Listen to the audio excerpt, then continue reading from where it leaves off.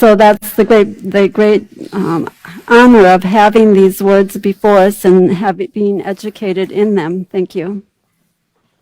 So we're going over the fact that you need to be a provider for your children.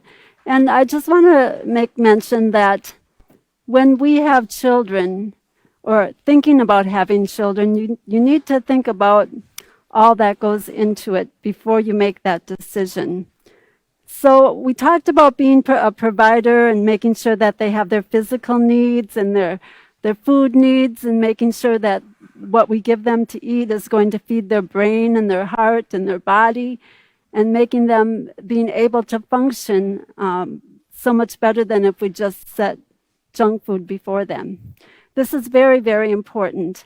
And it's very important to, I think, offer things that not have things in your house that they might want, that you know you don't want to give them. If you know you don't want to give your children a lot of junk food, well, there's no purpose in having it in your house, because then they'll think that's an option. So starting out from day one when they're born, you can just have that whole mindset ready for them. So that when they're growing up, I mean, my firstborn, I know this is going to sound a little strange, he loves seaweed. If he wanted something to eat, he would ask me for the seaweed. And seaweed is full of minerals and full of potassium that they need, and it's very healthy for the system. So sometimes children, if you just put things out for them, all healthy things, they'll know what their body needs and they'll generate towards that. So if you put all healthy things out, you'll see what they really need, what their body is really craving. And he loved seaweed. But then, like my last one, he was funny because sometimes he'd want a snack. And this is how he would ask for a snack. Mom, do you want to share a snack with me?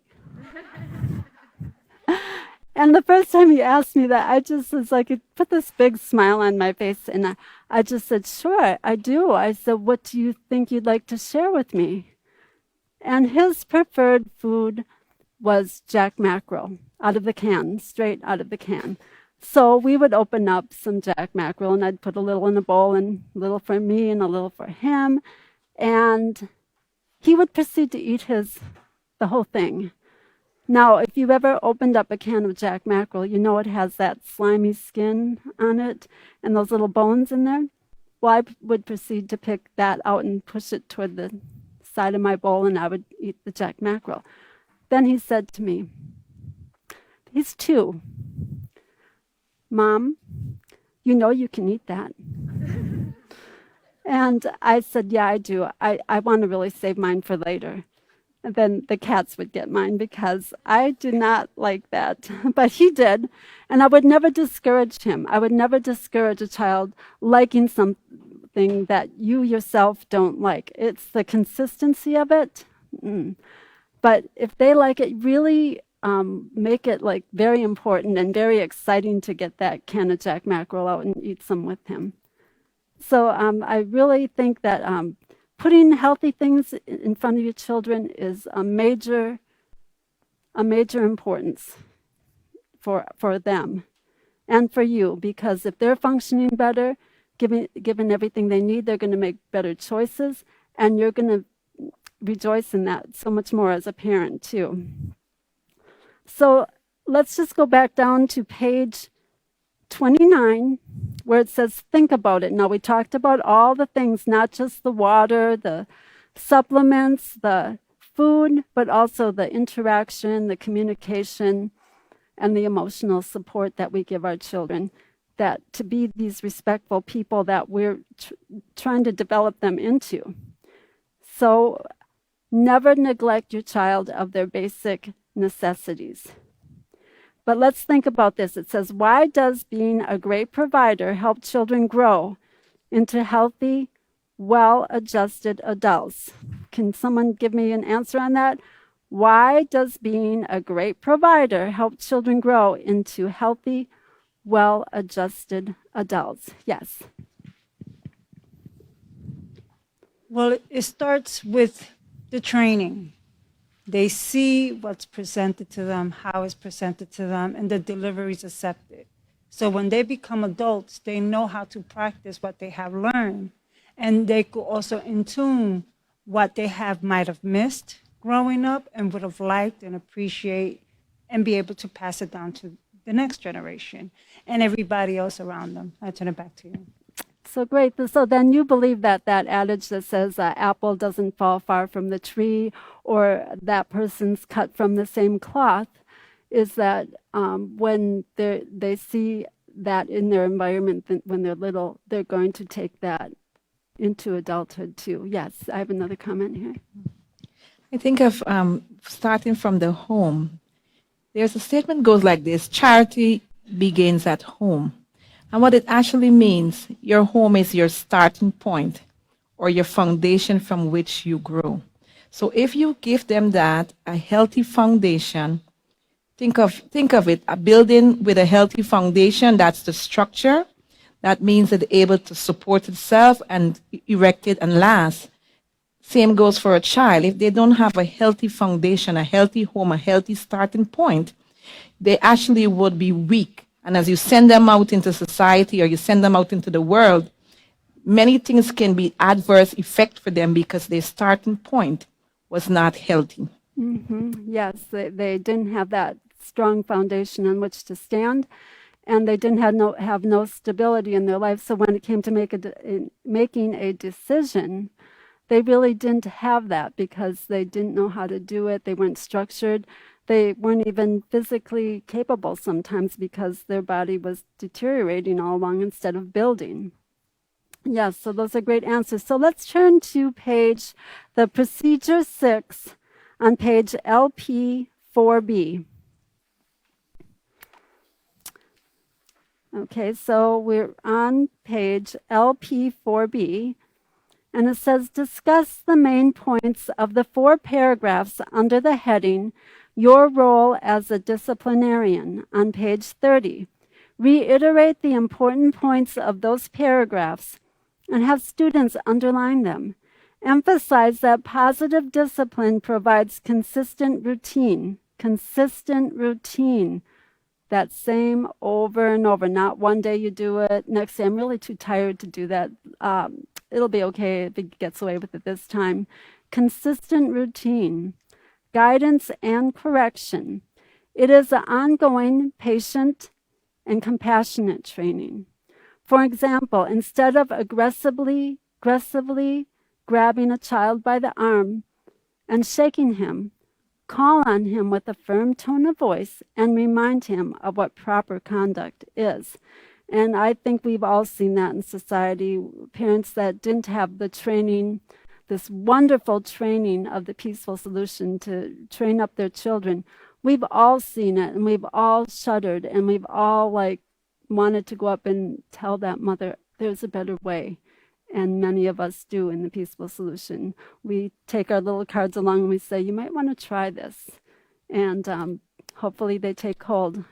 So I want you just to close your books for a moment. But when you're going to open them up, you're going to open them up to page 30, okay? Now this book is called The Peaceful Solution Parenting Manual. Now I was thinking about that, and I was thinking sometimes we don't consider even what being a parent is until we're in that situation. So that's why let's go over some things about what it might be, what you might need if, this is going to be my second thing on the, what do you call that thing? No, the wall, the thing to put up on the board there. The overhead, yes, thank you. See, we need each other. It's the second one, not the first one with the, yes. Okay. And I'm going to ask for answers that only have one word. Your answer only can be one word, okay? That's going to take self-control for some of us, right? But we can do it. Okay, so tell me something that you think being in a parenting class you would need to know in order to be a parent? Something that you might think you need to know. Here we have a comment right here in the checkered, the young woman in the checkered shirt. There we go. Thank you. Sacrifice. Sacrifice. Mm-hmm. And why do you, oh no, I'm not going to ask because I only asked for one answer. Yes. Empathy. Empathy. Yes. Yes. Right here, right up in front. Humility. Humility. You see all these moral character traits here, the positive ones coming out. Yes, Hadassah. Patience. I'm sorry. Patience. Patience. Yes, patience. We have one up here.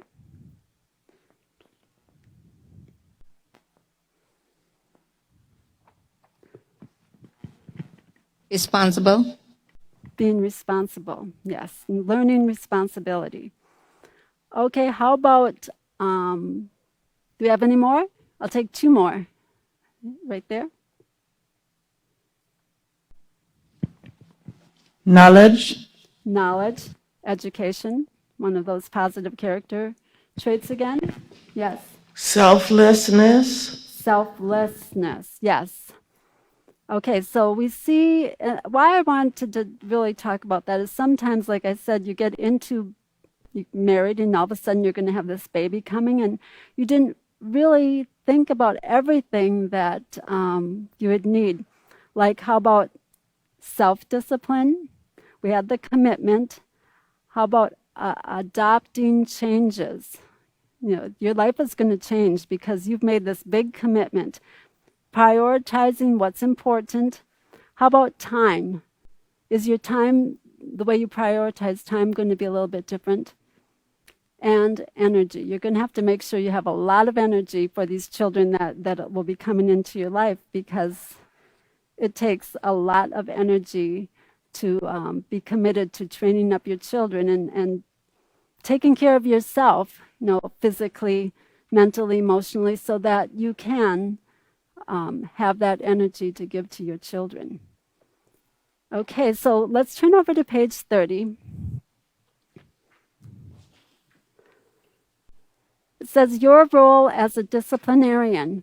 When you think of the word discipline, what comes to your mind? Okay, someone wanted to tell me what comes to your mind when you hear the word discipline? Yes, we have a comment here. Correction. Correction, yes. Okay, anyone else? Something? Oh, here we go. Right there. Yes. Discipline with me would connect first with me. That's the first word that comes to mind because it's the best way to lead to discipline, which is by example. Mm-hmm. Yes, self-discipline, because it's going to take a lot of that as a parent. And we have another comment. Oh, here we go.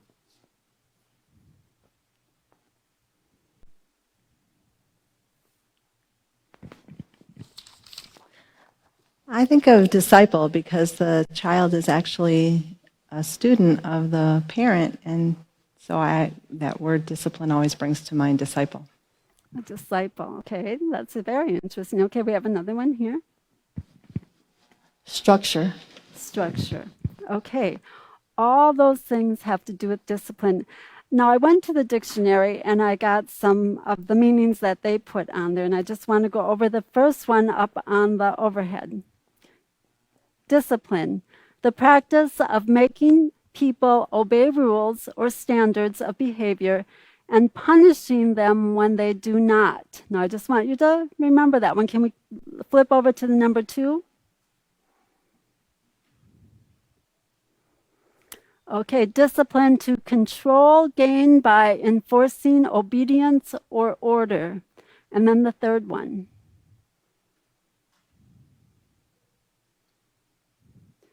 To train or develop by instruction and exercise, especially in self-control. And you see, we had someone talk about that self-control.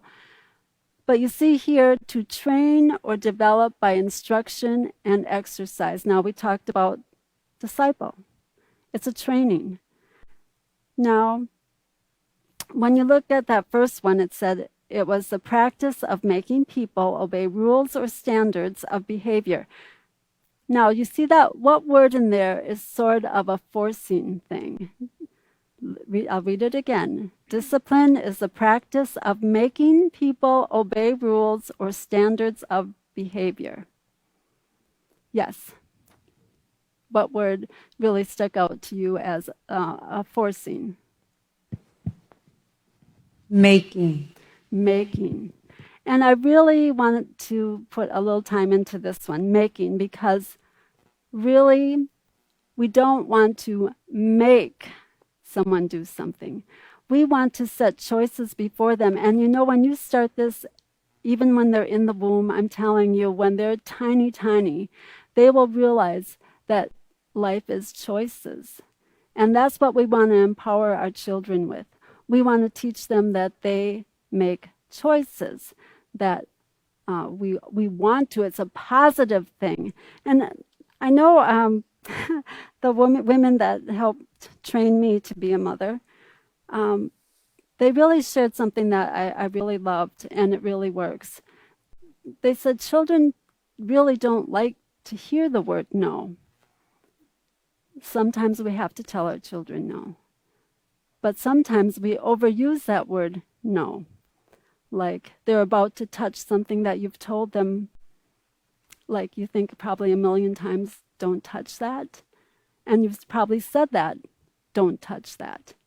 But how about if you'd say, I know that you really are going to make the right decision. I know in your mind you're thinking you might want to touch that, but I know how much you want to be and do the right thing. And you know, they do.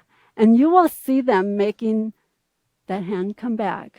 Not because you told them that they had to, but when you tell them, it's very pleasing to me that you're trying to make those right decisions. And every time I see you make one of those right decisions, it just makes my heart rejoice. And when you tell them that as a tiny little child, you would be amazed at how much they want to. But if you don't touch that, I told you not to touch that. Well, they're probably getting some attention that they need. And this is where we're going to talk about different forms of discipline. Well, let's go on here first. Do you see someone being harshly when you think of that word discipline? Corrected or gently trained? The word discipline has various connotations. Now, that word connotation means an idea or feeling that a word invokes in addition to its literal or primary meaning. Meaning, when you hear that word, it might mean something different than when I hear that word. It's a connotation, something that it brings even a picture in my mind. Harsh discipline, I've seen that. I remember as probably a kindergartner, 5 years old, I remember seeing my brother being corrected one time. It was a little harsh to me. And I remember just holding myself because I didn't like it. And so when I think of a harsh discipline, I think of that picture always comes to my mind because I greatly loved my brother. I mean, I think growing up, he just was like a little hero to me, my older brother. He's the only brother I had. So when I saw that harsh correction, and he was probably 8 at that time because he's like three years older than me, I just thought, what could have this person done to have deserved that? Because I never saw him needing anything like that. But he must have needed it. And I know that it's very important to realize that we are all in stages of growth. And I know that the more proactive you can put into your children, disciplining them, the training, the teaching, the guiding, letting them know what you expect of them and showing them how to succeed, the encouragement that they need every time, then you're not going to need all that other kind of correction, because they'll learn to make right choices.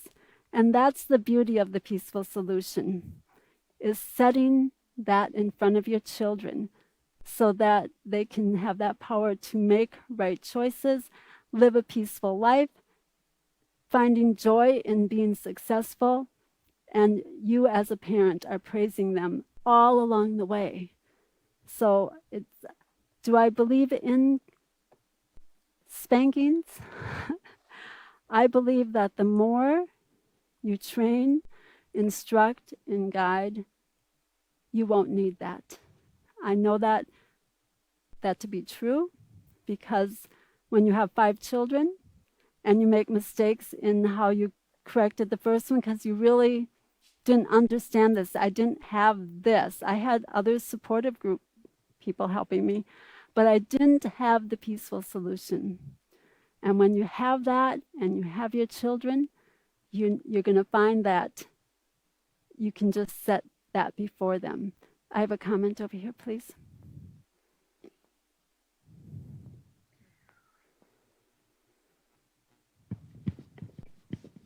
I agree exactly with what you're saying. I had that experience with my daughter. Mind you, she was only 3, but she did question my authority. And it was a moment where I had to make a decision to actually spank her. And I could say I overdid it, because like I said, she was 3. Then realizing that she was only doing what her father instructed her to do, who challenged my authority. And that day I made up my mind that I was never going to put my hand on her again. But I went to her and I told her, I said, you have 2 choices.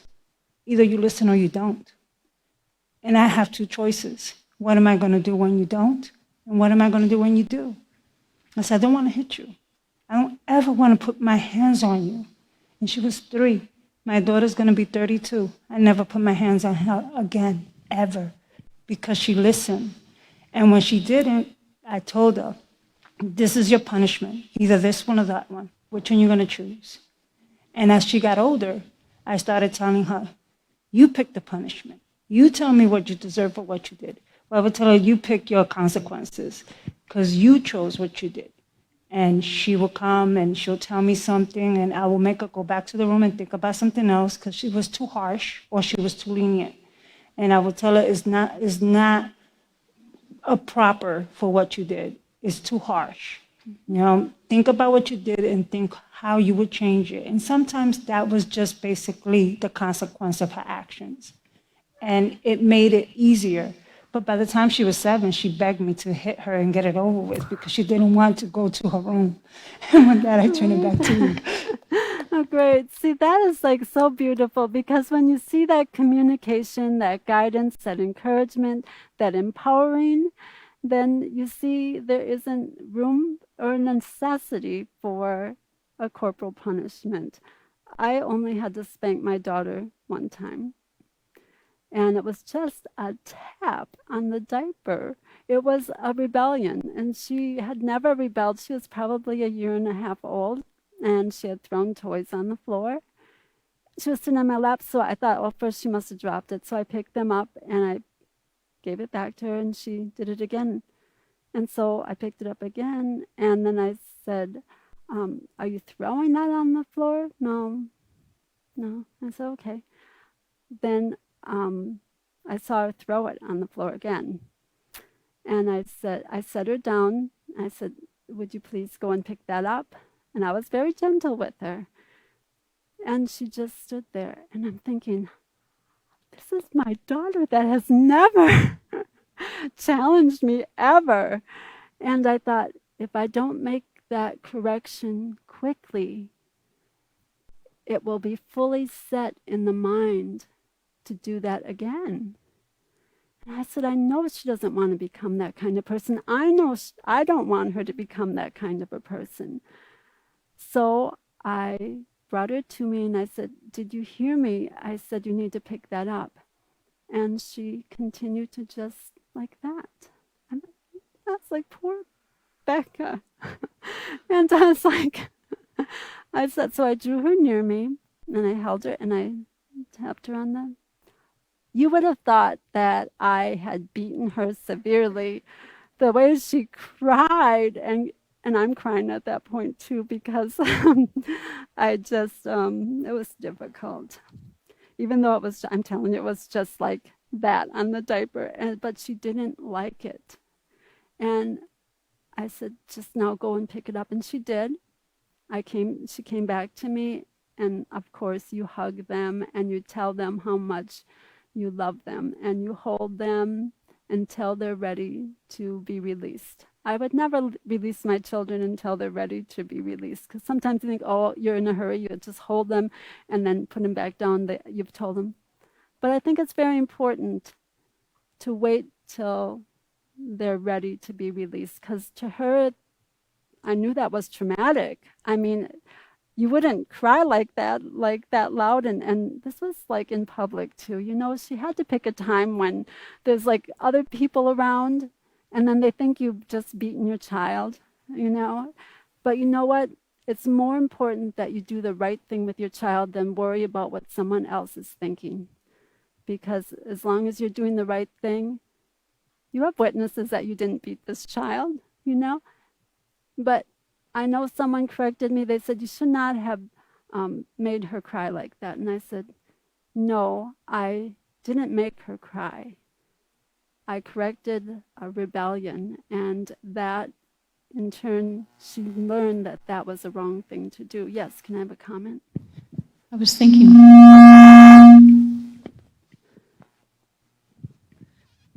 thinking when you mention about the word don't touch the stove, don't go there, don't.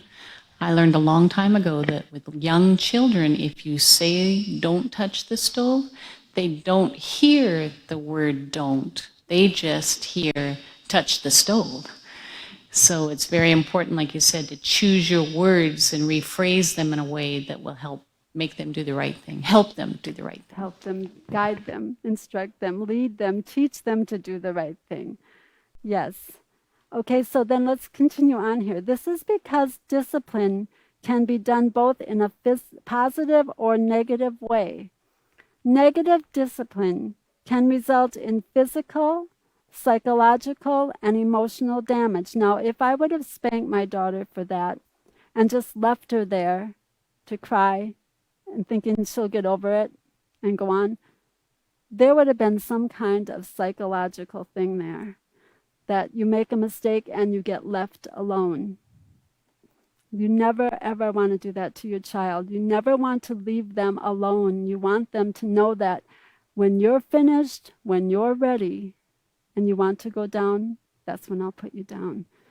But take that time. Make sure you take it when they're small so that they know that your time for them is important and their needs are important. The use of physical abuse and name-calling to force a child to behave in a specific way is wrong. The Peaceful Solution Parenting Program teaches how to positively discipline. Moral character education trains and molds a child's mind, behavior, and character. Positive discipline is respectful of the child and his or her needs. Someone who practices positive discipline will not call a child names or embarrass the child in any way. Simply put, your role as a disciplinarian is to positively train your child in the proper way to think and behave and treat others and their property. So, is there ever too early to discipline? No, and there's never too late. There's never a problem too big to handle that it cannot be fixed. And so if you're a parent out there that you think, I don't have my child as little, they're 9 years old and I'm seeing all these problems, well, you know what's really great about the Peaceful Solution? We see it being fixed. It takes commitment, determination, and stamina to continually put that in your life. And we'll take a comment as I get ready to change over to our next speaker. Okay, so let's have this comment. You ask, is it ever too early to discipline? And I just want to say we communicate with our children from birth, and they communicate with us. We know when they're hungry, we know that cry, versus a stomach ache or some type of pain. We understand their language, so we can respond, and our responses are teaching. So we communicate from birth, actually before birth.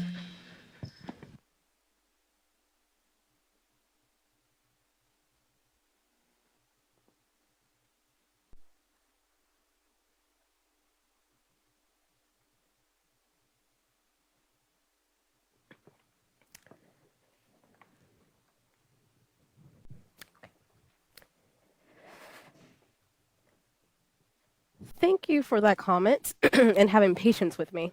Okay. Okay. But yes, our children communicate differently, so we have to kind of learn their language and be able to think like they think, right? And before I continue on, I just want to ask everyone a question. What is the most important job out there? The most important career that anyone can have? And I'm just gonna not take any hands, but as you're all sitting here, I think it's okay that we're on the same page if I say it's a teacher or a parent, right? Parenting and teacher being number 2 are the most important jobs out there. Why? Does it pay well? Do you have benefits? Do y'all get like vacation time off? Like, why is it so important? And I want you to answer that for yourself. And I'll tell you my answer to this. So I had to like compare and contrast. I had to look to see, those who have parents and those who don't. Have you ever seen like an old grumpy person before? Like, no, seriously. They're old, they have no family, no spouse, no children to think of. And to me they seem very lonely and very miserable. And so I always thought, I never want to grow up and be alone. I want to have children of my own. That was always my goal. And then you see those who do have children, and it might be stressful a little bit, yes, but then they have that joy. They find adventures with their children. I know all of y'all can tell me stories about the adventures that you went through with your children. And you have that love that you grow within all those things. So I just want us to keep that in mind. Now, our children are very special to us, right? They're everything. And like someone said, you have to sacrifice in order to have children. You devote yourself to your children. And, I just think it's very important that our children realize that as well. So it's not just you telling them, oh, you're special, oh, mommy cares for you, but it's actually showing them all of that. Now, in our society today, our dynamics of parenting has changed. So be it you have a paternal parent, or you have a adoptive parent, single parent, or an older sibling that got custody or whatever, no matter what, and I got your hand, I'm coming, no matter what, it can be successful. Your parenting can be successful. Some people say there's great parents and bad parents, and I never understood that. The only thing that I see between the two is one who has been taught and applied knowledge and one who hasn't. So I just wanted to keep that in mind, that we hold the key in our hands, the knowledge necessary to become successful parents and to teach it to your children and carry on that legacy, okay? And I do have a hand here, so go ahead. I appreciate this teaching, especially in this COVID time where people have been quarantined with their children and spending the entire day with them. Some people are really having a rough time. I've heard people praise teachers for the 8-9 hours they're able to ship their children off and get them at the end of the day, feed them and put them to bed. We got to be prepared to teach our own children if there's no one else there to do it. We got to have the mental stamina, proper diet, and whatever it takes to spend the whole day with our children if necessary. And those of us who are homeschooling, we know that it's an all-day thing. I'm just seeing and hearing how hard it is for people to deal with their own families, even their spouse, on a 24-hour basis. People aren't succeeding. And thank you for sharing that. And it's very sad when you think about it that, you have a hard time interacting with your own children. Now, society today, we know that the parents go to work, they send their children to school, and they kind of have a daycare maybe afterwards or whatever. And you're losing that precious time with your children. The very early on times, ages, be it like, I don't know, like 2, all the way to like 6, 12, around that age or whatever, it's very important to spend time with your children. And like you said, COVID-19 is allowing everyone to see all of the effort that teachers take. Because teachers is not an easy job. It's like number 2 on my list there, parents then teachers. But understanding that you too have to take on that responsibility. And like we covered here, teaching is one of the parents' responsibility. You don't shove it off and give it to your teacher. You can reinforce it when they come home and continue on and having a relationship with those teachers. And it's very, very important that you brought that out. So we're going to continue on here on page 30. And we talked a lot about disciplining and what it means. And I'm so glad that the first teacher covered their definition or the society definition of what discipline is, because making someone do something is forceful. Trying to have order, when she read the second one, it kind of reminded me of dictatorship. You're forcing your child to do whatever it is. Now, there is a big difference between forcing a child to do something and teaching them why it is important. Because when you force a child to do something, they might do it. They might comply with whatever you have to say for a time, and they'll start to spin out of control. They'll start to rebel. And they won't understand, well, mom was actually telling me to do this because it's important. So that why, a lot of times you don't want to talk about that why, but why we instruct our children to do certain things, telling them it's going to help them in the long run. And actually showing them by your own example that you're doing the same thing. Because sometimes you might tell your child to do something and be like, oh, well, mom, you don't do that, so I don't have to do it either.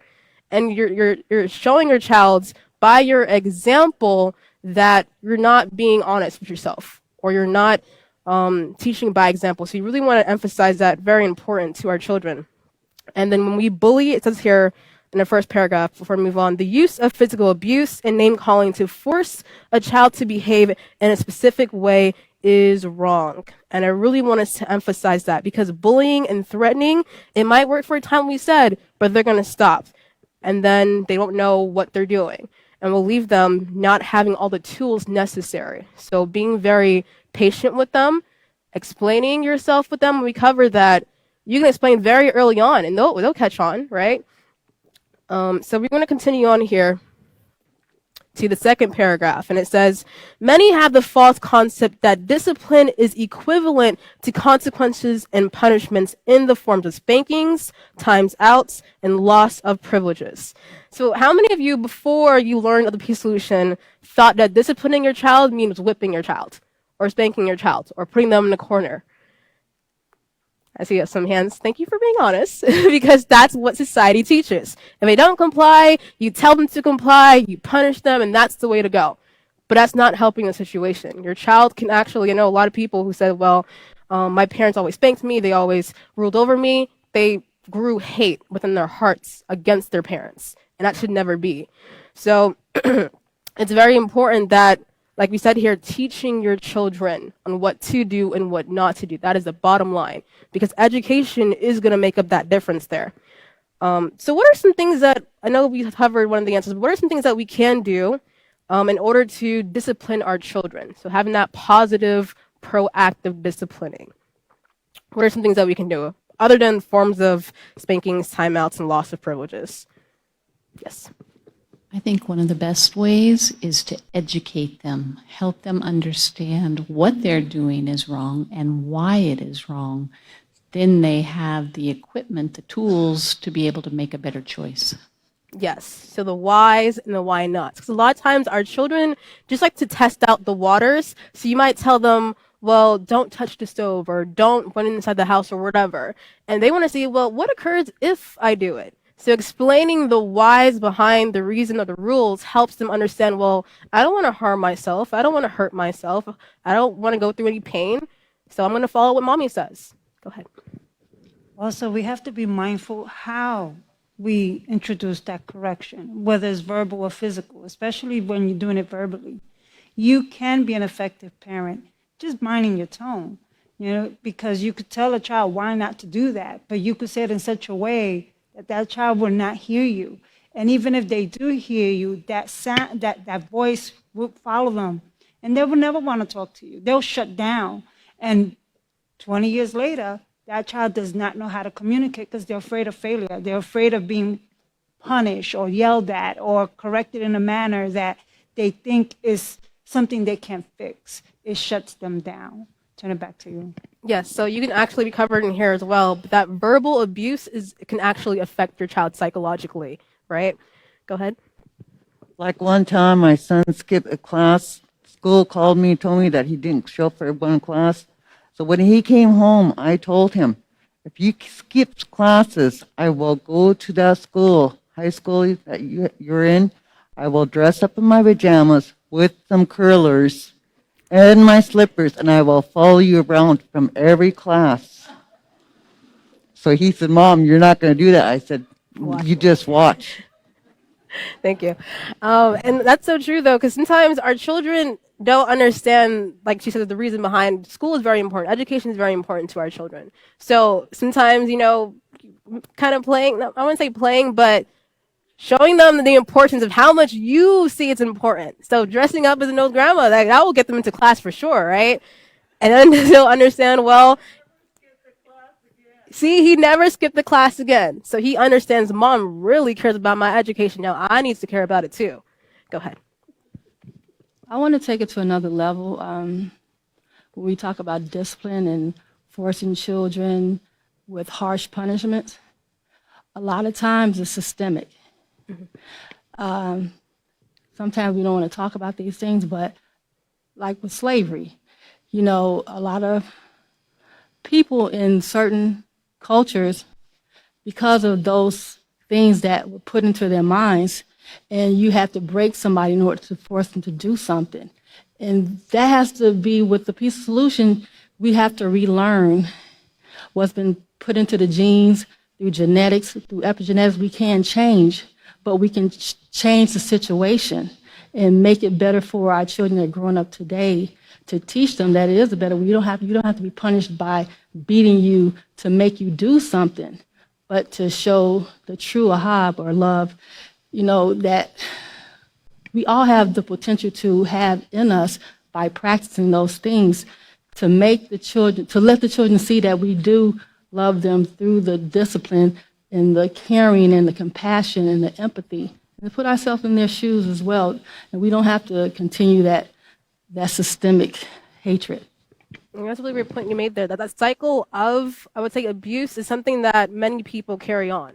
And my mom, she always said that for disciplining or whatever, she didn't want to do what her mother did because there were some things that she saw was wrong. So for her mom, or my grandmother, what she would do is she would spank first and ask later.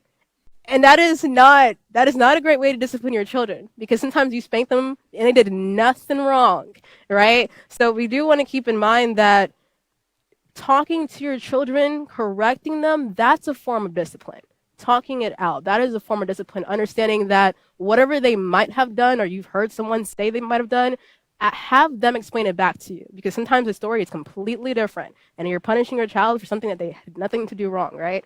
Last hand. I want to I do agree that spanking might not always be right sometimes, but there is time when a child needs to get a spanking, because I grew up in the era where we were spanked, okay? And it never killed me. It made me stronger as an individual. It made me make right choices. But you have to know, you can't say, oh no, don't spank the child. Because some children will do things knowing that you told them not to do it, and you tell them time and time and time again, and they keep doing it. That shows you that's an outright rebellion. So you have to now discipline that child. Sometimes you have to spank them. You can't spare, what is that word? Spare the rod and spare the something was that, something Yeah, like that, I get okay? you. But nevertheless, what I'm trying to say is that spanking is not bad in itself. It's how you do it as a parent. If you beat them in vexation, that's when you get wrong. You have to calm yourself down and then explain to that child why they are getting spanked. That's my view on that.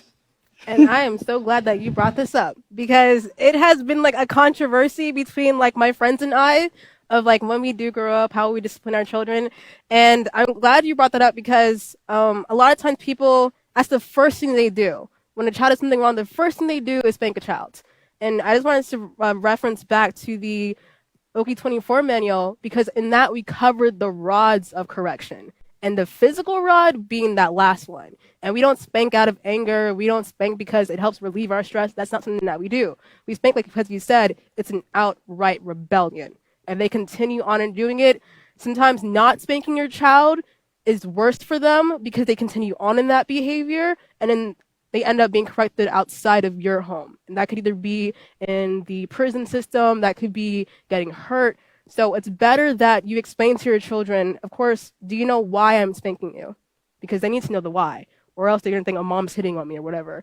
And it's not abuse, and like she said, she never died, okay? Like, I had people tell me, you know, Hadassah's spanking is abuse, and when people spank, you're hurting them, your children, and would you like to be spanked? I said, there's a completely different situation between, like, I know a lot of times children, they are defiant.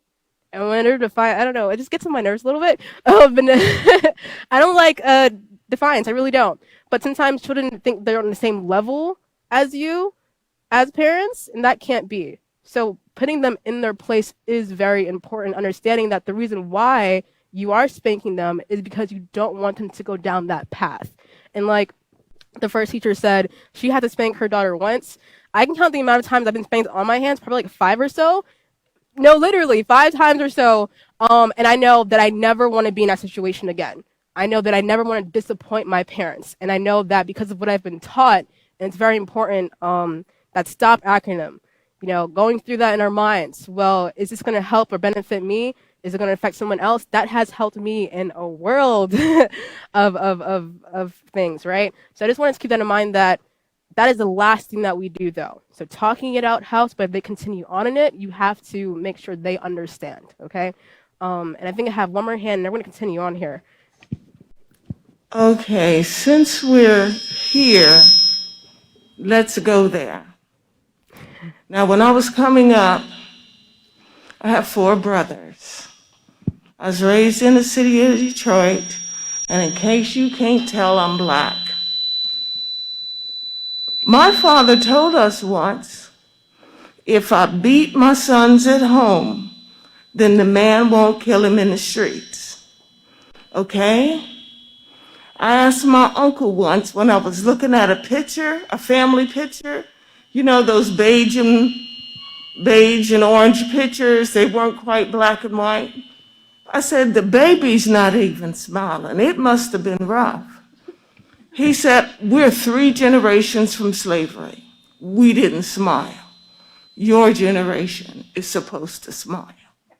So there was and to be honest, I've had the conversations with my sons.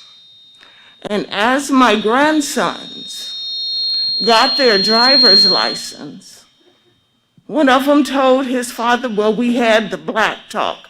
Call it what you want. And I told him, if you get pulled over, you keep your hands where they can be seen. If you are mistreated, you endure it and live to fight it, but live. So I think there are some things that have to be corrected, have to be taught, so that our children come back home in the evenings. Thank you. That's a really great point there. We are running out of time, so I do want to move on here, but I do want to keep that in mind that discipline is so much more. So in the second paragraph, it says, many has a false concept that discipline is equivalent to consequences and punishments in the form of spankings, times outs, and loss of privileges. Although there might be times when you might find it necessary to incorporate these methods into a discipline plan, positive discipline is so much more than this. And underline this if you haven't underlined it yet. Positive discipline is proactive. It provides structure, a consistent routine, guidance, and correction.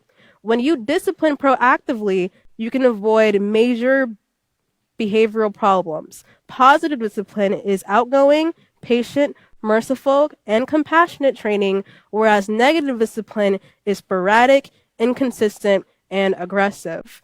And I really want us to keep that in mind, that when we discipline our children correctly, they'll know the right and proper way. So the bottom line is, you don't want to run behind your child with a belt all the time. Okay, that's not a thing. Seriously, it's not a thing. But when you explain to them, don't go this way because this is the consequence, but go this way, and explain to them how to do it for themselves, they'll be able to, that maturity level is there. They'll be able to understand, well, because of this, I don't want to go through this or whatever, I'm going to go this way. So they actually make those choices for themselves, to where you don't have to be behind them, watching them, or whatever. They got this, okay? Continuing on here, through gentle but persistent bending, pruning, and training of the stems and leaves, you can train a plant to grow into a specific shape. And I want us to keep in mind, our children are moldable. They're like clay. They're very soft, very early on. So we talked about training and teaching your child within the womb when they're young. Still train them because that helps them go on. But in the same way, no matter how old you are when you first come to know of this program, the Peaceful Solution, it can still help you, regardless of what age, right? As a disciplinarian, you must remember this analogy, because children should be disciplined in much the same way.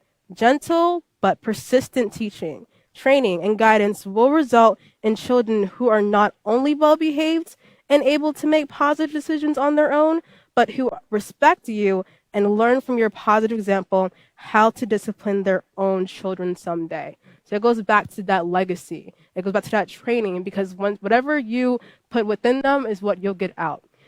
And I just want to, this is a story that I kind of think about when I cover this, because sometimes we have to correct our children when this incident occurs. So a lot of times something might be going on, and we cover that when it occurs, correct them then. Don't let it spiral out of control. Don't let it time go by, because then memories change or they might not remember or whatever, and you can put them going down a spiral.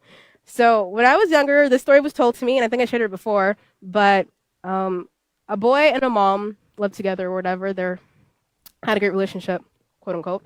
But the boy would always see things and take them. And he would say, Mom, look what I found. Or Mom, look what I got. And the mom just said, boy, put it there. Boy, put it there, over there, whatever. So the boy continued on thinking that, oh, stealing is okay, or Mom likes these things, she keeps them, right? So he was in another situation where a robbery went wrong, and he ended up killing somebody. This is when he's older or whatever. And he got death row. And before he was executed, the mom came to talk to the boy. And the boy said, well, Mom, come here. And the mom's thinking, oh, he'll probably tell me where he hid everything before, he ended. But the boy bit off the mom's ear. And he said, if you would have told me before, I would not have been in this situation. And that story just kind of stuck with me, because how do I say this? Remember to correct when things occur. Don't let it go out of control. Remember to talk to your children. If they think stealing is okay, then talk to them and tell them why it's not okay. And we've covered that time and time again, that stealing is a ripple effect situation, where not only do you steal from the owner might be dependent on whatever you stole from them, and that can even change in society. And we see how, some stores have things like the prices go up, or they have only a certain amount of people that can enter the store because there's stealers out there. So I just wanted to keep in mind that correct the first time given, have them understand it, and that will go a long way in having to teach something that's spiraling out. Okay, so moving on, we talked about pruning that tree because our children are like molds. And I want us to keep in mind that the apple doesn't fall far from the tree. And what does that mean? In your own words, when you think about parenting, the apple doesn't fall far from the tree. This phrase is said in connection with children who show qualities of talents that are similar to those of their parents. So a lot of times we covered before where a parent might say, well, where did this behavior come from? It could have been anything. And you have to actually remind yourself and continue to think about it. Well, it might have came from you, or it might have came from dad, or it might have came from wherever your child or whoever your child was around. The apple does not fall far from the tree. And that can be said in a positive light or a negative light. Your children can develop positive things that you have. Like we talked about before in other thing, but I like food a lot. So that's one positive thing I can say that I've developed from my mom. Okay. She enjoys food. I enjoy food. Now, one thing that I see that I can work on, and it possibly is passed down in the genes, is time management. I do not know how to manage time correctly. And sometimes we show up late for things or whatever. So we're working on that. Not only could it be genetic or whatever, but genetics isn't everything. Something that we also want to cover, that you can be able to change those things around. So talk to your children, ask your children, what are some things that you see you get from me? Because they get things from you, okay, regardless. And in this last paragraph here, one of the most damaging errors that we can make in parenting is to assume that children will learn how to acquire a positive character without being taught. It doesn't just come to them out of nowhere. They don't lay down and was like, I have to ask first, or I have to be respectful. That doesn't come about. You have to teach them these things.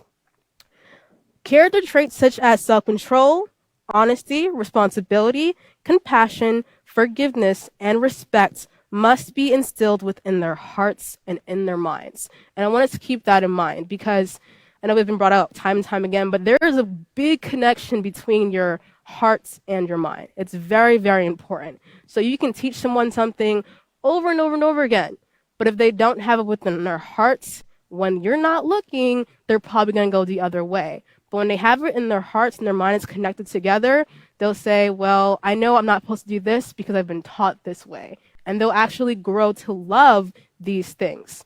I have grown to love having positive character versus having a friend with a negative character and a great personality or whatever. These things are learned. It says, by interacting positively with your child from birth, you can teach these and many other positive qualities to your children. And I just want us to keep in mind here not to give up on our children because sometimes it may seem stressful. Sometimes it might seem you're not getting through to them, but you are. Okay, and I am out of time, but what I do want us to keep in mind throughout this week, why is parenting such an important job? Okay, why is parenting so important? And how can you continue to improve in your parenting? And we might not be parents, like I'm not a parent now, but I know that I can instill things within myself. So genetically speaking wise, I can pass that on to my children. Or when they do become my children, I can be able to teach them the right and proper way to go. Okay, and I had a great time with all of you this whole month. And I just want us to continue on in striving for that positive character. And the end.